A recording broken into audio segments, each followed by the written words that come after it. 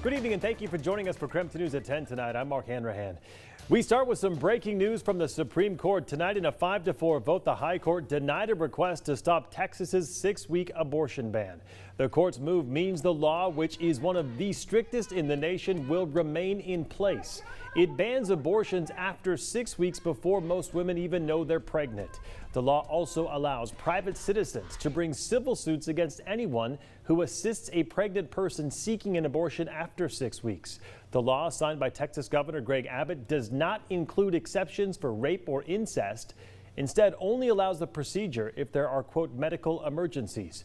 Chief Justice John Roberts joined the 3 liberal justices in dissent.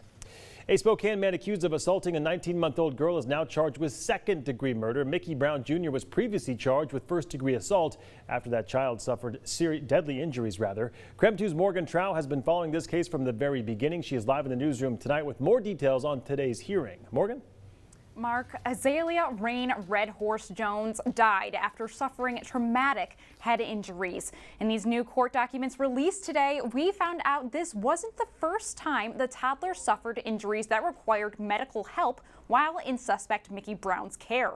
The documents show that a doctor says that this violent, abusive event undoubtedly exposed her to unthinkable degrees of pain and fear.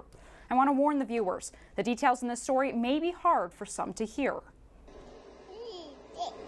What is this? It's a rock.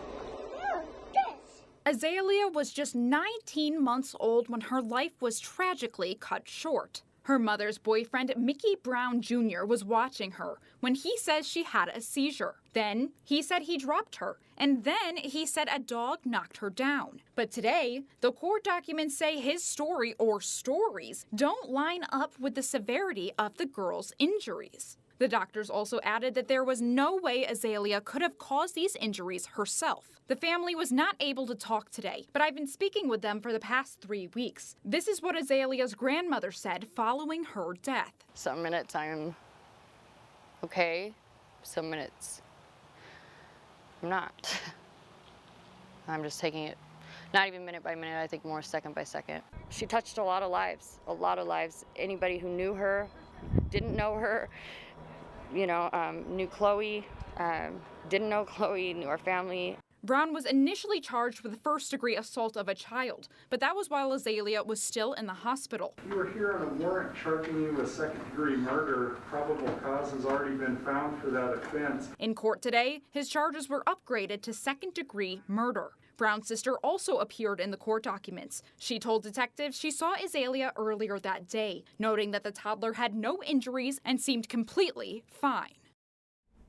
The family just had Azalea's funeral, and they continue to try to get justice for the toddler.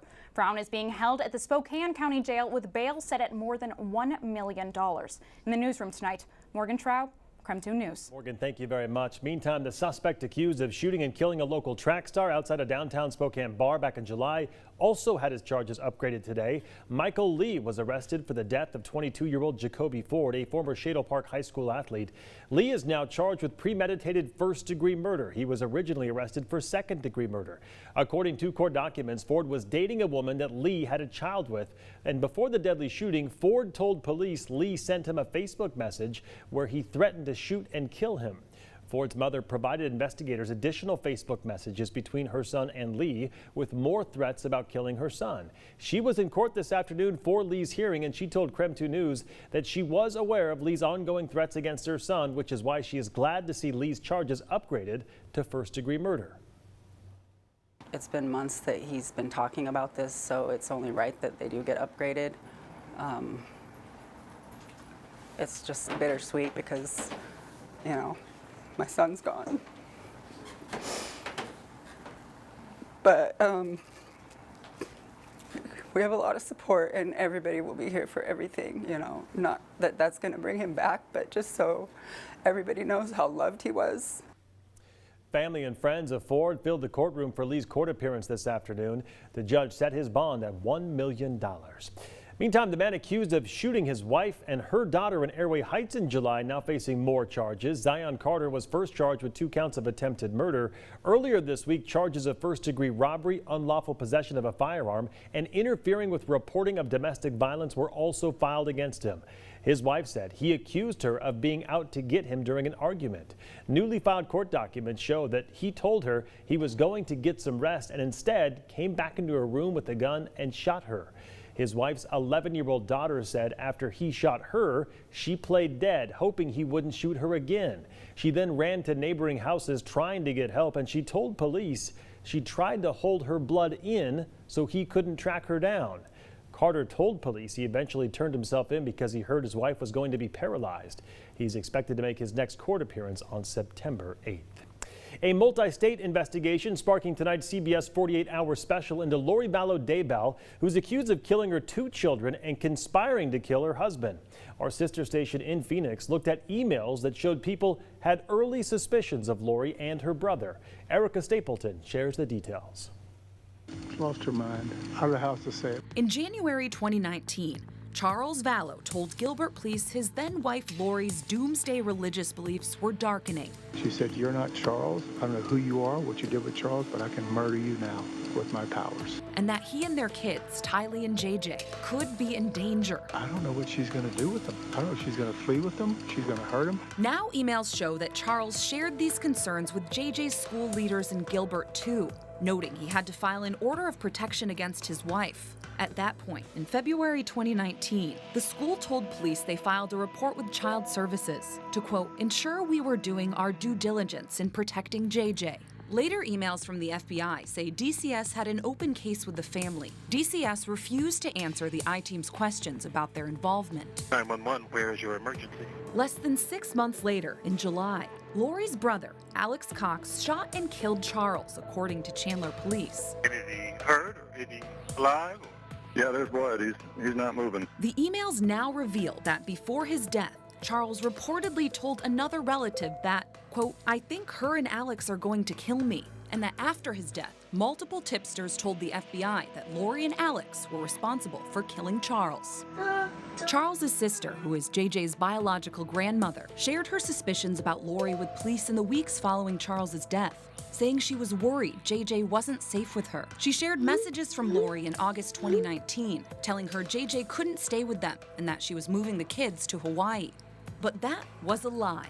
Lori would move the kids from Arizona to Idaho in September 2019. They'd disappear before the end of the month, and she'd marry Rexburg doomsday author Chad Daybell by November. The kids were found buried in Chad's backyard in June 2020. State of Idaho versus Lori Noreen Vallow. In Idaho, Lori and Chad are both facing first-degree murder charges in the kids' deaths, and additional charges connected to Chad's first wife Tammy's death. Lori is also facing a charge in Arizona for conspiring to kill Charles. Alex Cox can't face any potential charges because he died at his home in Gilbert, reportedly of natural causes.